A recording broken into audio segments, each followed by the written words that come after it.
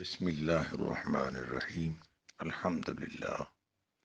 آج 13 جون اور بروز ہے ہفتہ۔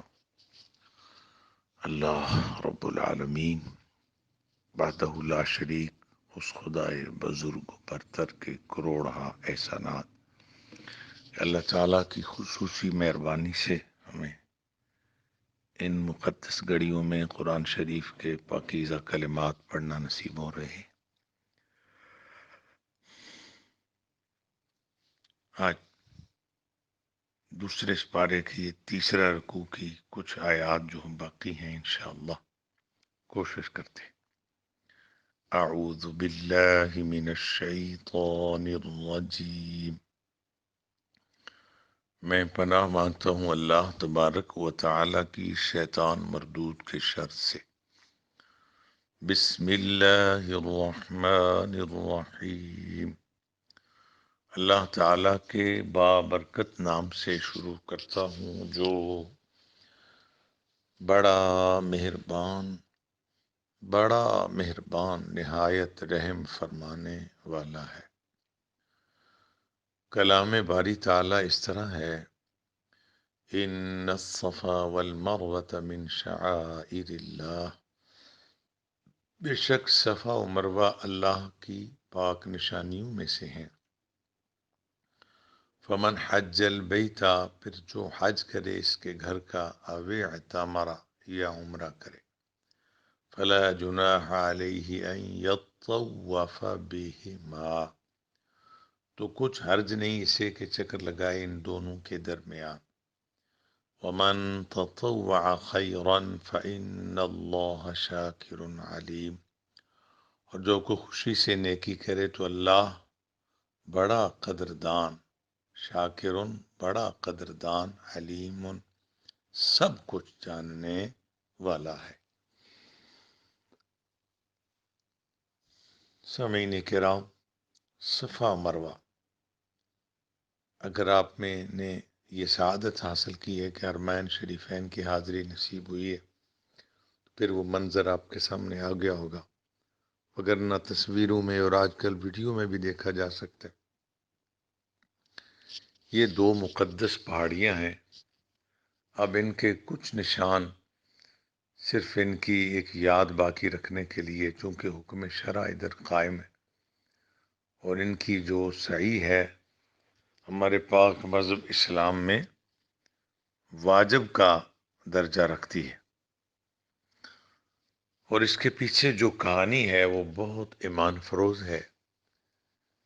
اللہ تعالیٰ کے پیارے بندے حضرت خلیل اللہ ابراہیم خلیل اللہ علیہ السلام، جن کے بارے میں آپ پیچھے پڑھ کے آئے ہیں پہلے اس بارے کے آخر میں کہ وہ کلمات یاد کرو جب اللہ فرماتا ہے فَأَتَمَّهُنَّ وَإِذِ ابْتَلَىٰ إِبْرَاهِيمَ رَبُّهُ بِكَلِمَاتٍ فَأَتَمَّهُنَّ، کائنات کا پاک رب ارشاد فرماتا ہے یاد کرو جب ہم نے آزمایا اپنے پیارے بندے ابراہیم علیہ السلام کو، فَأَتَمَّهُنَّ، وہ میری آزمائشوں پر پوری طرح کامیاب ہوئے، احکامات عالی شان کو پوری طور پر بجا لائے۔ تو ان آزمائشوں میں جہاں کبھی اس خوفناک آگ میں گرایا جانا، کبھی نمرود لعین کے سامنے ایک قصوروار کی صورت میں پیش ہونا، اور دیگر بہت ساری منزلیں، ان منازل میں ایک منزل ایسی بھی آئی تھی جب حضرت ابراہیم علیہ السلام کی زوجہ مکرمہ حضرت ہاجرہ پاک رضی اللہ عنہا کے ہاں بیٹا ہوا، ان کا اسم مبارک اسماعیل رکھا گیا، اور پھر حکم الہی ہوا کہ اس بچے کو اور اس کی ماں کو دور کہیں جہاں ہمارا حکم ہے چھوڑ کے آ جاؤ۔ واہ ابراہیم علیہ السلام، آپ کی عظمت کو سلام۔ یہ بات کہنے میں نہ میرا زور لگ رہا ہے، نہ لکھنے والوں پر کوئی مسئلہ ہوا، نہ آپ کی طبیعت پر بھی، اللہ جانے کتنا آپ اس کو محسوس فرما رہے ہیں کہ دعاؤں کے بعد، چونکہ اس سے پہلے آپ کی زوجہ پاک کا نام حضرت سارہ تھا، ان کے بطن اطہر سے کوئی اولاد ابھی نہیں ہوئی تھی، تو حضرت ہاجرہ کا نکاح ان کے بعد ہوا، پھر اللہ نے ان کے بطن سے حضرت اسماعیل علیہ السلام عطا فرمائے۔ تو بچہ جب ہوتا ہے امید ہی لگتی ہے، تو کس قدر آرزویں، خوشیاں، کتنے ارمان ہوتے ہیں، یہ بڑا ہوگا، یہ ہوگا، وہ ہوگا۔ تو پھر جب بچہ پیدا ہو تو آرڈر ملے کہ اس بچے اور اس کی ماں کو کہیں دور چھوڑ کے آ جا، سواری پہ بٹھا لے، چلنا شروع کر دے، جہاں ہم حکم کریں گے وہاں روک دینا۔ سبحان اللہ، سبحان اللہ۔ و ابراہیم، یہ تیری شان ہے، تو اپنے رب کے حکموں پہ کس قدر پابند ہے۔ حکم الہی کے مطابق سواری پہ اپنی اہلیہ اور بچے کو بٹھا لیا۔ سواری مسلسل چل رہی ہے، کبھی بستی، کبھی بے آباد صحرا، کبھی کس طرح کا ماحول، مسلسل جب تک اذن الہی نہیں ہوتا رکتے نہیں۔ پھر ایسی جگہ آئی، اللہ حکم ہوا ادھر ان کو چھوڑ دے۔ واہ ابراہیم علیہ السلام، میں کس میرے پاس وہ الفاظ نہیں، اتنی عظیم ہستی کی عظمت اور ان کے صبر و استقلال کو لفظوں کا کوئی رنگ دے سکوں۔ سبحان اللہ۔ آج ہماری مائیں، بہنیں، بیٹیاں نہ جانے کتنی باتوں پر بے صبری کر کے کیا معاملات کر رہی۔ بہر صورت، کہاں وہ بلند پایہ ہستی، کہاں ہم آج کے نکمے گناہگار عاجز بندے۔ تو آپ دیکھ لیں، یہ بات تھی اللہ کی رضا پر، رضائے عشق الہی کی اس منزل پہ آپ فائز تھے، کیونکہ آپ خلیل اللہ کا درجہ رکھتے تھے۔ خلیل کے معنی ہوتے ہیں دوست، اللہ کا انتہائی عالی شان اور گہرا دوست۔ اب جب وہ منزل آئی، قرآن شریف کے 13ویں سپارے کے آخر میں ہے، عند بیتک المحرم وَإِذْ قَالَ إِبْرَاهِيمُ رَبِّ اجْعَلْ هَذَا بَلَدًا آمِنًا، اس طرح کے کلمات ہیں، وہ آپ آگے چل کے انشاءاللہ پڑھیں گے۔ حکم ہوا اپنے بچوں اور گھر والوں کو یہاں چھوڑ کے واپس چلے جاؤ۔ کوئی چون چرا نہ کیا، ذرا بھی حکم کی نافرمانی کا تصور بھی دل پاک میں نہیں لایا۔ کم عمر بیوی پہلے بچے کی ماں بنی تو ماں باپ کی خوشی کس انتہا تک تھی، مگر وہ اصل میں اعلیٰ درجے کے صحیح معنوں میں لوگ تھے، جن کی زندگی کا مقصد یہ عارضی خوشیاں حاصل کرنا نہیں تھا، ان کی زندگی کا مقصد اللہ کریم کو راضی کرنا۔ یہ ان کی پرہیزگاری اور اعلیٰ ظرفی اور ان کے تقوی کا مقام تھا۔ تو اللہ تبارک و تعالیٰ ارشاد فرماتے ہیں، ابراہیم علیہ السلام نے میرے حکم کے آگے سر تسلیم خم کے لیے اور حکم الہی کے مطابق اپنی اہلیہ کو فرمایا اترو، بچے کو گود میں لو اور سحر ایک سراہی میں پانی دیا، تھوڑی سی کھجوریں دے کے کچھ کہے بغیر چل پڑے۔ حضرت ہاجرہ جانتی تھی کہ یہ میرا شوہر نامدار، یہ عشق الہی کے اعلیٰ درجے پہ فائز ہے۔ پوچھتی ہیں، اے میرے سرتاج، یہاں ہمیں کیوں چھوڑے جا رہے ہیں؟ میں نے جتنی کتابوں میں پڑھا اس کا جواب ملتا ہے کہ آپ چپ رہتے ہیں، کوئی جواب۔ پھر آپ پوچھتی ہیں ہمیں یہاں کیوں چھوڑے جا رہے ہیں، جواب پھر بھی کوئی نہیں۔ پھر آپ خود عرض کرتی ہیں، اے ابراہیم علیہ السلام، کیا یہاں چھوڑنے کا حکم اللہ پاک کی طرف سے ہے؟ جانتی تھی کہ میرا بندہ اپنے رب کے آرڈر کا شیدائی ہے، حکم الہی کا پابند ہے۔ جب یہ عرض کیا کہ کیا ہمیں یہاں چھوڑنے کا حکم اللہ پاک کی طرف سے ہے، تو عربی میں ہاں اور یس کو کیا کہتے ہیں؟ نعم۔ کیا کہتے ہیں؟ نعم۔ ہم عمرہ شریف پر گئے تو میرے ساتھ میری عزیزہ بھانجی تھی، تو کچھ چیز مانگی دکان سے، فلاں چیز ہے، تو اس نے کہا نعم۔ وہ ذرا عربی تھوڑی سی جلدی میں بول دیتے ہیں، تو مجھے کہنے لگے ماموں جی یہ تو کہہ رہا ہے نہیں ہے۔ میں کہا یہ نہ نہیں، کیسے نے کہا نعم، تو نہ ہی ہوئی نا؟ میں کہا نہیں بیٹے، نہ نہیں، اس کا معنی ہاں ہے، نعم کا معنی ہاں ہے یہ چیز۔ تو حضرت ہاجرہ رضی اللہ تعالیٰ عنہ عرض کرتی ہیں کہ یہاں ہمیں چھوڑنے کا حکم کیا اللہ تعالیٰ کی طرف سے ہے؟ آپ جواب ارشاد فرماتے، نعم ہاجرہ، یہ مجھے اللہ کی طرف سے آرڈر۔ کیا کمال کا یہ حکم تھا، ماننے والے کتنے کمال کے تھے۔ بھائی مانا، ابراہیم علیہ السلام تو پیغمبروں کے بابے ہیں، وہ تو بڑی ہستی ہیں، حضرت حاجرہ تو نبی پیغمبر نہیں تھی، لیکن یہ دو نسبتیں ان کو حاصل تھی، ایک عظیم الشان پیغمبر کی زوجہ عالیہ، دوسرے عظیم الشان پیغمبر کی عظیم الشان ماں۔ اور اگر یہ بات بھی میں کہوں تو بالکل حق ہے، آخری پیغمبر کی دادی جان ہونے کا اعزاز اور رتبہ ان کو حاصل تھا۔ سبحان اللہ، سبحان اللہ۔ جب ابراہیم علیہ السلام نے فرمایا مجھے اللہ کا آرڈر ہے، تو حضرت حاجرہ عرض کرتی ہیں آپ تشریف لے جائیے، اللہ پاک ہمیں ضائع نہیں فرمائے گا۔ سبحان اللہ، سبحان اللہ، سبحان اللہ۔ ایک ایسی لک و دک صحرا جہاں دور تک زندگی کا کوئی آثار نظر نہیں آتا۔ قرآن کے لفظ ہیں بواد غیر ذی زرع عند بیتک المحرم، ایک ایسی وادی غیر ذی، جہاں زراعت نہیں، جہاں زندگی کا کوئی ثبوت نظر نہیں آتا، کوئی پانی کا قطرہ نہیں، کوئی کسی قسم کا وہاں زندگی کا کوئی سلسلہ نہیں۔ اللہ تعالیٰ ارشاد فرماتے ہیں انہوں نے ایسی وادی میں ان کو چھوڑ دی۔ ادھر حضرت خلیل اللہ علیہ السلام تشریف لاتے ہیں، کیا گزرتی ہوگی دل پر ایک ہی بات تھی، قل ان صلاتی و نسکی و محیای و مماتی للہ رب العالمین، ہے میرے اللہ، میری نماز، میری قربانی، میرا جینا مرنا اپنے پاک رب کے لیے۔ خیال تھا کہ کچھ بھی ہو میرے مولا بس تو راضی ہو جائے۔ حضرت حاجہ کو چھوڑنا، بیوی بھی بہت پیاری ہوتی ہیں، پر جب بچے ہو جائیں تو پیار کا سارا سسٹم زیادہ تر بچوں کی طرف ہو جاتا ہے۔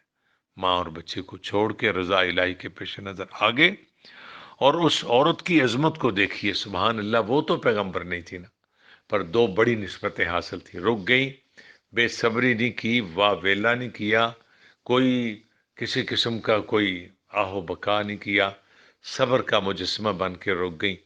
اب کچھ دن وہ پانی، وہ کھجوریں چلیں، پھر جب ماں کی خوراک ختم ہو گئی، اب سینے سے دودھ آنا بند ہو گیا۔ آپ سمجھتے ہیں جب ماں خوراک نہیں کھاتی تو پھر بچے کو دودھ کہاں سے آنا؟ بہت سارے اسباق ہیں ان پاکیزہ باتوں میں۔ آج وہ لوگ جو اپنی ماؤں کے بے ادب ہیں، ان کو چاہیے خدا کا خوف کریں۔ ہم نے ان ماؤں کا دودھ، خون تھا جو دودھ بن کے اترتا، ہم پی کے پلتے رہے۔ ہم دنیا میں رہیں نہ رہیں، مشکل میں ہوں آسانی میں، تندرست ہوں بیمار، صبح ہو کے رات، کبھی اپنی ماؤں کی بے ادبی نہ کریں۔ یہ مائیں خون پلا کے ہمیں پالتی رہی۔ تو ان ماؤں کو پھر شوہر سن لیں جن کی ازواج ایسی ہیں کہ ان کے چھوٹے بچے ہیں، وہ شوہر آ کے دودھ پیتا ہے کہ میں کام پہ جاتا ہوں، مگر اس کی بچوں کی ماں دودھ نہیں پیتی، اگر کہیں ایسا ہے تو یہ بہت بڑا ظلم ہے۔ اور ماؤں کو اچھی خوراک دینا بچے کے ماں باپ کا حق ہے، ذمہ داری ہے اس کی، اچھی خوراک دے تاکہ ماں کو اتنا دودھ آئے، اس کی اپنی صحت بھی ٹھیک رہے، اور اس کا پلنے والا بچہ بچی جو ہے اللہ اس کو بھی اس کے لیے ایک سبب بنائے۔ تو آپ سمجھ رہے ہیں بات؟ جب پانی ختم ہو گیا، کھجوریں ختم ہو گئی، اس ضمن میں میں نے عرض کیا کہ آج بھی میرے پاس کی ایسی خواتین، میری بہنیں بیٹیاں آتی ہیں، زرد پیلے رنگ لگتا ہے کہ یہ کل عصر تک ہی زندہ رہیں گی، کہتی جی میرا چھوٹا بچہ فیڈ کراتی ہوں تو میری خوراک کوئی خاص نہیں ہے، تو استغفار، اس بات کا خصوصی خیال کیا کرو۔ حضرت حاجرہ رضی اللہ عنہا کا جب دودھ مبارک اب بچے کو نہیں آ رہا تھا، ایک ماں ہونے کی حیثیت سے پریشان ہوتی ہیں۔ یہ دو پہاڑیوں کے درمیان جلوہ فرما تھی، پھر اپنے بچے کے لیے پانی ڈھونڈنے کے لیے کبھی صفا پر اور کبھی مروہ پر دوڑنے کا یہ ہوتا کہ جلدی جاؤں، کہیں دیکھوں دور دور تک کوئی ایسا کوئی نظر آئے کہ ان بچے کے لیے پانی کا سبب بن سکے۔ واپس اس لیے آنا ہوتا تھا کہ بچے کو کچھ نہ ہو جائے۔ اللہ اکبر، یہ ان پہاڑیوں کی عظمت کا سبب یہ ہے، وہاں اللہ کی ایک پاک بندی صبر کا مجسمہ بن کے وہاں رک گئی تھی۔ صبر کے بارے میں عرض کیا تھا نا، انما یوفی الصابرون اجرہم بغیر حساب، اللہ فرماتا ہے صابرو، تمہارا اجر بے حساب ہے، تمہارا اجر بے حساب ہے۔ سبحان اللہ، سبحان اللہ، سبحان اللہ۔ اب دیکھو میرے رب کی وفا، اللہ سے بڑا تو وفادار کوئی ہو نہیں نہ سکتا، اللہ تو سب سے بڑا وفادار، بلکہ اگر کہیں اور وفا پائی جاتی ہے تو رب کے فضل سے ہی پائی جاتی ہے۔ تو اللہ تعالیٰ کی کرم نوازی دیکھیے، اللہ تو پھر کسی کو رسوا نہیں نہ ہونے دیتا۔ ادھر ان کا رک جانا، صبر کا مجسمہ بن جانا، اور واویلا نہ کرنا، کوئی بے ادبی کی بات نہ کرنا۔ مگر میں نے عرض کیا تھا اگر آپ کسی مشکل میں، بیماری میں، پریشانی میں ہیں تو شریعت کی حد میں رہ کر دوڑ دھوپ کرنا اس میں کوئی حرج نہیں ہے۔ حضرت ہاجرہ رضی اللہ عنہا اللہ کی حد میں رہ کے کوشش کر رہی تھی، پھر ان کی کوشش رب کو کتنی پسند آئی، ان کا رک جانا کتنا پسند آیا کہ ہاجرہ تو نے میری ذات کے ساتھ وفا کی ہے، اتنی بڑی قربانی دی ہے کہ اپنے بچے کو لے کے میرے حکم کے مطابق رک گئی ہے۔ جا ہاجرہ، قیامت تک میں ان پہاڑیوں کو اپنی نشانی ہونے کا رتبہ دے رہا ہوں۔ ان الصفا والمروۃ من شعائر اللہ، زمانے والو صفا مروہ اللہ کی پاک نشانیاں ہیں۔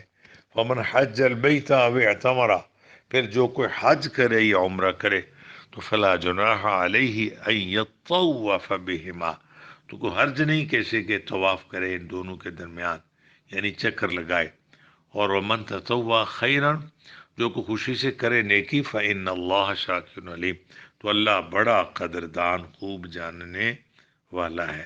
تو جناب یہ تھا ان پہاڑیوں کی عظمت کا سبب جو میرے پاک رب نے بنایا۔ اب قیامت تک اللہ اپنی اس عظیم بندی کی یاد کو زندہ رکھے گا۔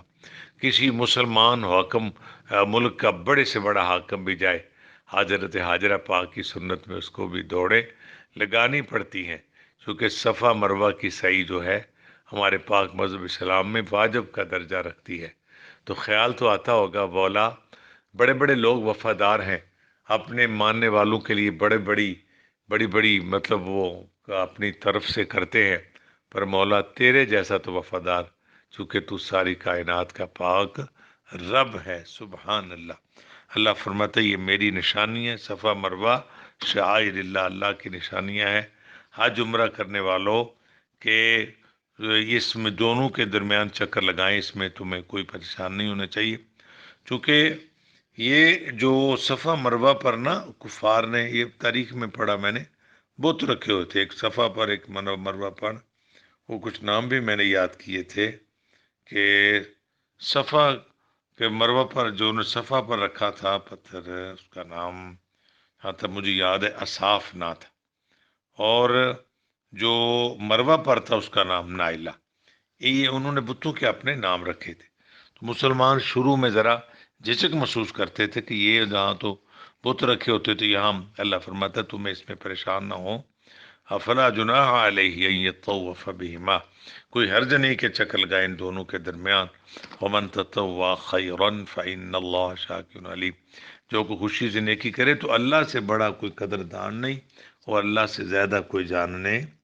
صفا مروہ الحمدللہ جب ہم کرتے ہیں تو بیت اللہ شریف کا تو طواف شروع ہوتا ہے نا جی، حجر اسود کے سامنے سے، بائیں طرف حجر اسود اور دائیں طرف ایک گرین لائٹ جل رہی ہوتی ہے، اس وقت تو یہی تھا، تو اب نہیں پتہ۔ تو وہ پورا چکر کاٹیں تو ایک ہوتا ہے، تو صفا مروہ کا اس طرح نہیں ہے، صفا سے چکر شروع ہوتے ہیں، ایک لمبا سا برآمدہ ہے، اب تو ڈبل سٹوری ہے، ٹرپل سٹوری ہو گیا، تو ہم وہیں کرتے تھے جہاں دو پہاڑیوں کے کچھ نشانات تھے۔ تو آپ صفا سے مروہ جائیں تو ایک چکر ہو گیا، مروہ صفا ہیں تو دو، اس طرح یہ چکر مروہ پر جا کے ختم ہو جاتا ہے۔ ویسے 3.5 ہوتے ہیں، لیکن چونکہ ایک طرف کے چکر کو پورا سمجھا جاتا ہے تو اس کو 7 ہی سمجھا جائے گا۔ تو وہاں اب جب تھوڑا سا گہری جگہ آتی، اب بھی وہ جگہ گہری، وہاں گرین لائٹیں، وہاں تک تھوڑی سی ذرا دڑکی کرے، تھوڑا سا دوڑیں، سعی کا معنی کیا ہے؟ دوڑنا، ٹھیک ہو گیا۔ یہ صفا مروہ کے بارے میں نے تھوڑا سا عرض کیا، بہت سارے ان بارے میں ہے، بار صورت وقت کی کمی۔ ان الذین یکتمون ما انزلنا من البینات والہدی، بے شک جو لوگ چھپاتے ہیں ان چیزوں کو جو ہم نے نازل کی روشن دلائل کے ساتھ، والہدی اور ہدایت سے، من بعد اس کے بعد، ما بیناہ للناس فی الکتاب کہ ہم نے کھول کر بیان کیا ان لوگوں کے واسطے اپنی کتاب میں، اولئک یلعنہم اللہ، یہی وہ لوگ ہیں کہ دور کرتا ہے انہیں اللہ اپنی رحمت سے، وَيَلْعَنُهُمُ اللَّاعِنُونَ، اور ان پر لعنت کرتے ہیں لعنت کرنے والے۔ قرآن پاک میں یہ مضمون کئی بار بیان ہوگا، آپ پڑھیں گے کہ اللہ تعالیٰ کے احکامات کو چھپانا جنہیں ہم نے نازل کیا۔ یہود و نصارہ کی یہ عادت تھی کہ وہ احکامات الہی کو چھپاتے تھے۔ اللہ تعالیٰ ارشاد فرماتے ہیں حالانکہ ہم نے ان باتوں کو کھول کر بیان کر دیا ہے لوگوں للناس سے، لوگوں کے لیے، فی الکتاب اپنی کتاب میں۔ اللہ فرماتا ہے ان کو اللہ نے اپنی رحمت سے دور کر دیا ہے، اور لعنت کرنے والے ہمیشہ ان پر جو ہے نا وہ لعنت ہی کرتے رہیں گے، یعنی وہ لوگ رحمت خداوندی سے ہمیشہ کے لیے دور ہو۔ ساتھ پھر بھی فرمایا توبہ بخشش کا دروازہ کھلا رکھا، الا الذین تابوا واصلحوا، اگر البتہ کوئی توبہ کر لے، اپنی اصلاح کر لے۔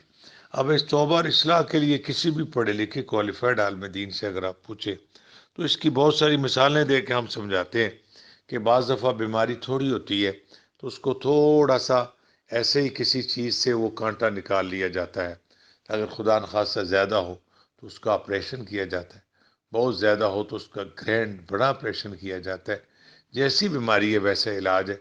اگر ہمارا گناہ حد کفر تک پہنچ گیا تو اس کا پہلا علاج ہے ہم کلمہ پڑھیں، توبہ استغفار کریں، کلمہ اسلام پڑھیں۔ جس طرح کہا جاتا ہے کہ وہ کنواں جس میں کتا گرا تھا، پانی نکالے اگر کتا نہ نکالیں تو وہ کنواں پاک نہیں ہوتا۔ تو اگر ہم جتنی مرضی توبہ کریں، اگر ہمارا گناہ حد کفر تک پہنچا تو ہم نے کلمہ پہلے پڑھنا ہے۔ توبہ کرنے کے ساتھ پہلے بھی اور بعد میں بھی کلمہ پڑھیں۔ اللہ فرماتا ہے فَأُولَٰئِکَ أَتُوبُ عَلَیْہِم، تو ایسے لوگوں کی میں توبہ قبول فرماتا ہوں، وَأَنَا التَّوَّابُ الرَّحِیم، اور میں بہت توبہ قبول فرمانے والا، ہمیشہ رحم فرمانے والا ہوں۔ یعنی اللہ کے احکامات کو چھپائے تو وہ لعنت کا مستحق ہے اللہ اور آپ اس کی مخلوق کی طرف سے۔ ہاں پھر بھی اصلاح کا در کھلا رکھا، اگر توبہ کر لو، اصلاح کر لو اور ظاہر کر دیں جو اب تک چھپاتے رہے، وہ بینو، ظاہر کر دیں، تو اللہ فرماتا ہے فَأُولَٰئِکَ أَتُوبُ عَلَیْہِم، تو میں ایسے لوگوں کی توبہ قبول فرماتا ہوں، وَأَنَا التَّوَّابُ الرَّحِیم، اور میں بہت توبہ قبول فرمانے والا، ہمیشہ رحم فرمانے والا۔ آگے فرمایا ان الذین کفروا وماتوا وهم کفار، بے شک جنہوں نے کفر اختیار کیا اس حال میں مر گئے کہ وہ کافر تھے، اولئک علیہم لعنت اللہ، یہی وہ لوگ ہیں جن پر اللہ کی لعنت، والملائکۃ والناس اجمعین، اور فرشتوں کی اور سب لوگوں کی۔ یہ کن لوگوں کا بیان ہے جی؟ کافر تھے اور مرے کفر پر۔ تیسرے سپارے کے آخر میں بھی یہ آیت ہے ان الذین کفروا وماتوا وهم کفار فلن يقبل من احدهم ملء الارض ذهبا ولو افتدى به اولئک لهم عذاب علیم وما لهم من ناصرین، وہ لوگ جنہوں نے کفر کیا تو اور اس حال مرے بھی اس حال میں کہ وہ کافر تھے، تو اللہ فرماتے ان کی طرف سے کچھ بھی قبول نہیں ہوگا۔ معلوم ہوتا ہے کچھ منظوری جو ہے اسی صورت میں ہوگی کہ جب ہمارا ایمان کامل ہوگا۔ اللہ فرماتا ہے فلن یقبل، اس حالت میں مرے کہ وہ کافر تھے، ان کی طرف سے من عہدہم ملء الارض ذہبا، زمین بھر سونا بھی اگر وہ دے صدقہ یا فدیہ کے طور پہ، تو فرمایا وَلَوْ اِفْتَدَىٰ بِهِ، اتنا دے اولئک لَهُمْ عذاب علیم، پیچھے فرمایا فلن یقبل، ہرگز بھی ان کی طرف سے اللہ اس کو قبول نہیں فرمائے گا۔ یعنی کافر ہونا بھی بہت بڑی بدنصیبی ہے، پر کفر پر مر جانا اس سے بھی بڑی بدنصیبی ہے کہ بندہ ماری کفر پر گیا، ایمان کے بغیر دنیا سے چلا گیا، استغفر اللہ۔ آپ ذرا غور تو فرمائیں، غور تو فرمائیں کس قدر بدنصیبی ہے۔ بندہ کافر تھا لیکن مرنے سے پہلے کلمہ نصیب ہو گیا تو بات بن گئی، بندہ سنور گیا، سمجھو اس کی قسمت جاگ گئی۔ لیکن اگر ایسا نہ ہوا تو اللہ فرماتا ہے پھر اس کے لیے رحمت کے سب دروازے بند ہیں۔ اللہ فرماتا ہے اور پر علیہم لعنت اللہ، اللہ کی لعنت، پھر فرشتوں کی، پھر سب لوگوں کی، اجمعین، سب لوگوں کی اس پر لعنت ہے کہ جو لوگ زندہ بھی کفر پر ہے۔ قرآن پاک کی وہ آیتیں دل کرتا میں پڑھتا جاؤں جہاں اللہ فرماتا ہے یا ایھا الذین آمنوا اتقوا اللہ، اے ایمان والو اللہ پاک سے ڈرو، حق تقاتہ، جیسے ڈرنے کا حق ہے، ولا تموتن، اور تم ہرگز نہ مرنا، الا وانتم مسلمون، اگر مرنا تو مسلمان ہی مرنا۔ اللہ اکبر، آپ غور فرمائیں، ایماندار ہو کے مرنا، فرمایا جو ایمان لے کے مرا سمجھو وہ مرا نہیں، بچ گیا۔ تو ایمان کے بغیر معلوم ہوتا ہے کہ ہر وقت ایمان یعنی عقیدے کا تیار رکھنا ضروری۔ نئے نئے فتنے اٹھ رہے ہیں، اللہ تعالیٰ ان فتنوں سے اہل ایمان کو محفوظ رکھے۔ اگر ارشاد فرمایا خالدین فیہا، وہ اس دوزخ میں ہمیشہ رہیں گے۔ جب ہمیشہ کی یہ لفظ ہے، خالد جو ہے یہ دوام کا معنی دیتا ہے، اور ہمیشہ دوزخ میں صرف کافر رہے گا۔ خالدین فیہا، ہمیشہ رہیں گے اس میں، لا یخفف عنہم العذاب ولا هم ینظرون، نہ ہلکے کیے جائے گا ان سے عذاب، نہ انہیں مہلت دی جائے گی، ولا هم ینظرون، انہیں دیکھا نہیں جائے گا، یعنی انہیں مہلت، ان کا عذاب ہلکا نہیں ہوگا۔ تو بس استغفار لکھا ہے کفار کے بارے میں، جب کفار کو دوزخ میں بھیجا جائے گا، مسلمان بھی ابتدا میں کچھ دوزخ میں جائیں گے، لیکن وہ اپنی سزا بھگت کے اللہ کے فضل سے دوزخ میں نکلنے کا سبب اللہ بنائے گا دوزخ میں سے۔ لیکن کفار، ایک کافر کو صندوق میں بند کیا جائے گا، پھر اس کو دوسرے صندوق میں، اب وہ سمجھے گا آگ کے یہ صندوق ہوں گے کہ میرے سوا اب دوزخ میں کوئی نہیں رہ گیا۔ اللہ فرمایا لا یخفف عنہم العذاب، توبہ کر لو یار، ان کا عذاب ہلکا نہیں کیا جائے گا، ولا ہم ینظرون، اور انہیں مہلت بھی نہیں دی جائے گی۔ آج کے صبح کی آخری مبارک آیت، وَإِلَٰهُكُمْ إِلَٰهٌ وَاحِدٌ، او لوگو تمہارا خدا خدا واحد ہے، لا الہ الا هو الرحمن الرحیم، نہیں کوئی سوا خدا سے سوائے اس کے، بجز اس ذات پاک کے، الرحمن الرحیم، بہت مہربان، ہمیشہ رحم فرمانے والا ہے۔ یعنی اللہ تعالیٰ کی ذات وہ ہے جو اپنی ذات کے اعتبار سے بھی لا شریک ہے، صفات کے اعتبار سے بھی لا شریک ہے، اس کے سوا کوئی معبود نہیں، اور اس کی بہت ساری صفات میں سے ایک بہت بڑی صفت ہے وہ الرحمن، اور اس کے ساتھ ہے الرحیم۔ اعوذ باللہ من الشیطان الرجیم، بسم اللہ الرحمن الرحیم، ان الصفا والمروة من شعائر اللہ، فمن حج البيت أو اعتمر فلا جناح عليه أن يطوف بهما، ومن تطوع ومن تطوع خيرا فإن الله شاكر عليم، فإن الله شاكر عليم۔ إن الذين يكتمون ما أنزلنا من البينات والهدى من بعد ما بيناه للناس في الكتاب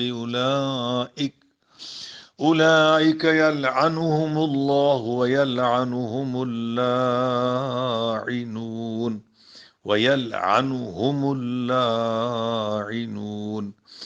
إلا الذين تابوا وأصلحوا وبينوا فأولئك أتوب عليهم وأنا التواب الرحيم۔ إن الذين كفروا وماتوا وهم كفار أولئك عليهم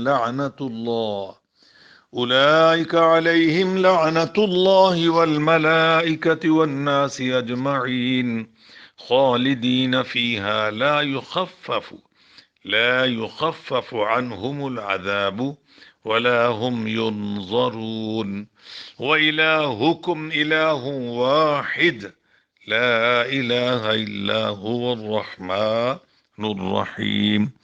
صدق اللہ العظیم وصدق رسولہ النبی الکریم۔ اللہ تیرا شکر، خدایا تیرا کرم و احسان، تیری خصوصی مہربانی سے ان خاص سہانی گھڑیوں میں کلام اللہ پڑھنا نصیب ہوا، قبول فرما۔ بہت احتیاط سے قرآن کے پاکیزہ کلمات کو پڑھا جاتا ہے، اس کا ترجمہ کرتے ہوئے بہت محتاط رہتے ہیں، تشریح کرتے ہوئے بھی بہت خیال رکھا جاتا ہے، پھر بھی مولا انسان ہے، اگر پڑھتے ہوئے زیر زبر کی غلطی ہوگی، کوئی حرف کو جملہ فرق کوئی غلطی ہوگی تو مولا معاف فرما دے۔ تیری مقتدر بارگاہ میں اس کا جو مرتبہ مقام ثواب ہے جناب رسول پاک علیہ الصلوۃ والسلام کو عطا فرما۔ حضور کے توسل عالی شان سے انبیاء کرام، صلحاء اور شہداء کو اس کا ثواب، کائنات کے تمام اہل ایمان کو اس کا ثواب، نیک لوگوں کے درجے بلند فرما، گناہ گاروں کو معافی، بالخصوص ہمارے ماں باپ کو اس کا ثواب، ہمارے والدین کی بخشش فرما، ہمارے دلوں میں ماں باپ کی قدر پیدا فرما، ماں باپ کی بے قدری اور بے ادبی سے بچا، یا اللہ انہیں اپنی جنت کا وارث بنا۔ ماں باپ کے اگر کسی کے زندہ ہیں تو ان کو شفا دے، ہماری اولادوں کی خیر، ہمارے بچے بچیوں کو شرم و حیا عطا فرما، انہیں نماز اور قرآن شریف کا شوق عطا فرما، قیامت تک ہماری نسلوں میں کوئی بے دین، گمراہ، بد مذہب، بے ادب نہ پیدا ہو، ہر مسلمان کی اولاد اس کے لیے باعث فخر بھی ہو، باعث بخشش بھی ہو اور باعث عزت بھی ہو۔ اللہ ہماری سب دعائیں قبول فرما، یا اللہ خیر و برکت فرما۔ صلی اللہ علی حبیبہ محمد وآلہ واصحابہ اجمعین برحمتک یا ارحم الراحمین۔ شکراً، جزاکم اللہ۔